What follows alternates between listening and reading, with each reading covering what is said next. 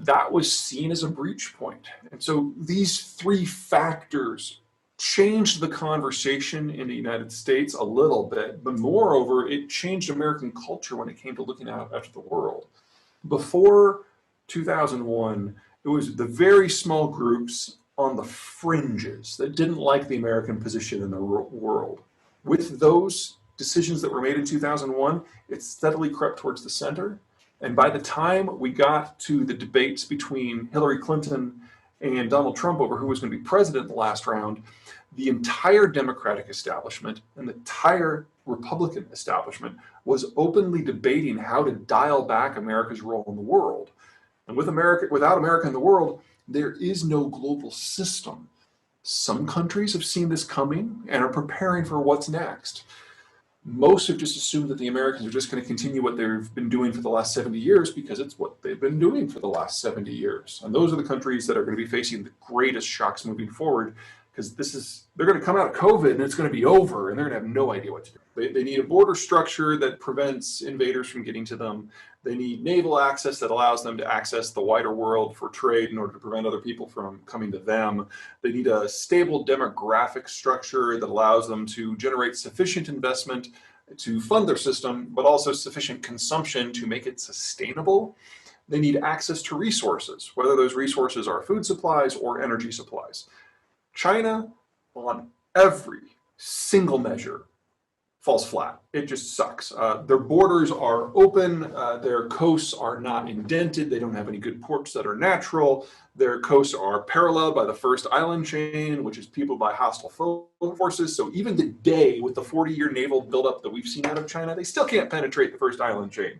They might be able to take Taiwan in a fair fight. Who fights fair in war? The one-child policy, 40 years on, they've run out of people who are aged 35 and under, so consumption-led is impossible. They've got a huge population that's moving into mass retirement. And say what you will about the Chinese when it comes to ethics, I don't think they're going to liquidate the retirees, so they're going to have an Italian-style pension crisis on top of everything else. What growth we have seen out of China that might be sustainable, and that is stretching the definition of the word sustainable, is export-driven. That requires access to a global market, which they can't guarantee. They can't even guarantee their own supply lines within the East Asian sphere, much less reach the Western Hemisphere or the far side of Asia. In addition, last I looked, despite all of the fluff and fury to the contrary, this is still a fossil fuel-driven world.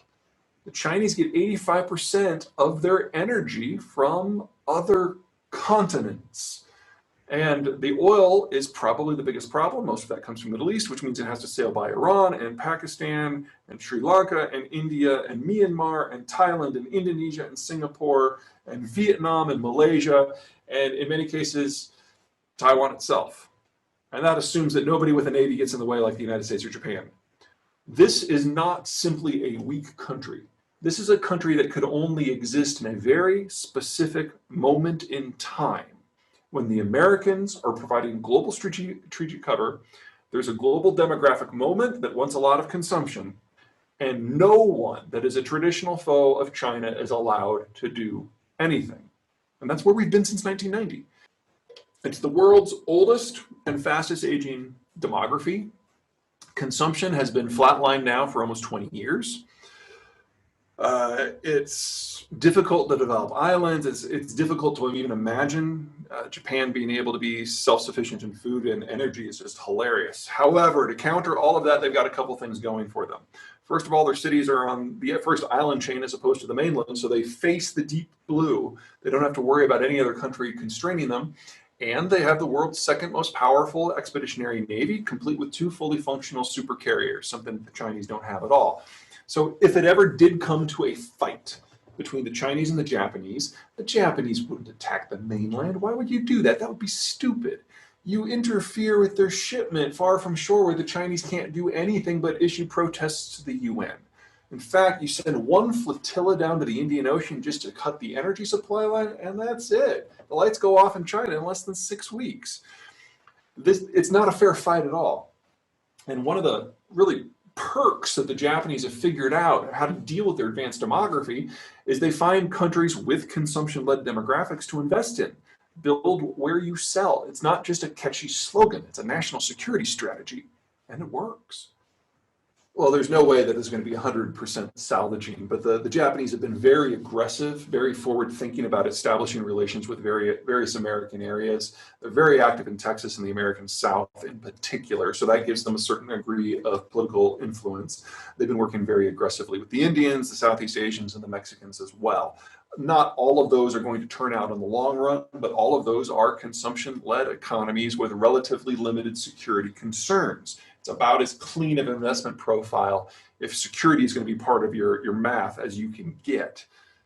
Well, only the Russians can decide ultimately whose side they're going to be on. Under the Putin government, the general decision has been made that the population and the government and the intelligence services are so pathologically anti-Western in general and anti-American in specific that any other potential partner, regardless of terms, is a better partner for Moscow, at least in the midterm. And so they've basically bellied up to the Chinese. And the Chinese are very happy with this. They're very happy with the Russians paying for infrastructure that will never get paid back. They're very happy buying the shelf model of all the latest defense gadgets and then reverse engineering them in China and then never buying anything again.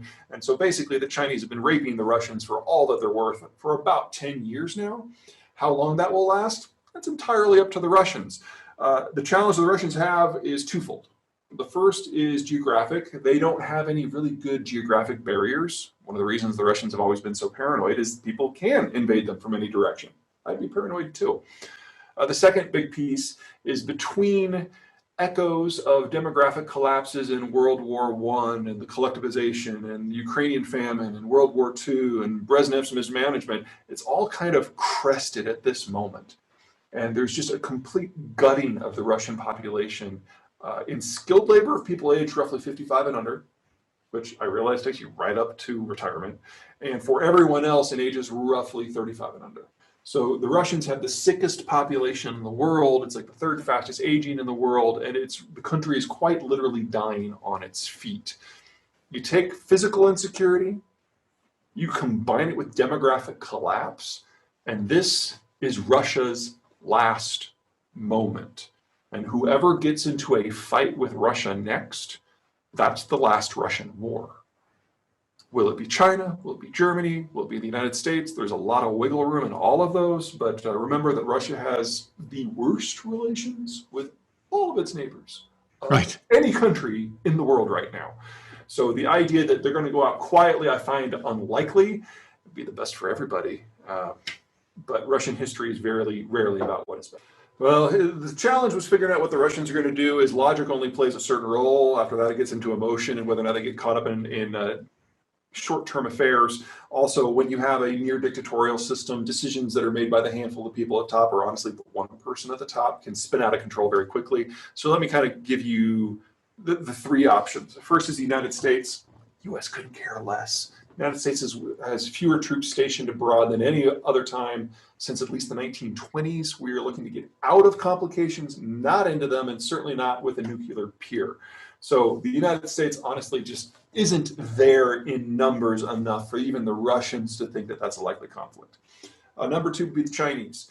Now, if I'm right about China and it's a China of weakness, China doesn't have the military capacity to reach out militarily to capture something that would help it with its current situation, with the possible exception of a nationalist grab for Taiwan simply to beat the nationalist drum. So it's probably not going to be the Chinese. That and the Russians were very clear back in the Yeltsin administration, where they told the Chinese that if you try to invade Siberia to get our resources, we're not going to meet you with tanks and guns. We're just going to nuke you and call it a day. So the Chinese have never prepared for that eventuality. I don't think it's very likely. That leaves Europe. Now, লাগছে সুন্দরী শুটকি মাছ সুন্দরী শুটকি আমি এভাবে গরম পানিতে ধুয়ে ছোট ছোট করে কেটে নিয়েছি যত সুন্দর ছোট মাছই তারপরেও আমি মাছখানে কেটে নিয়েছি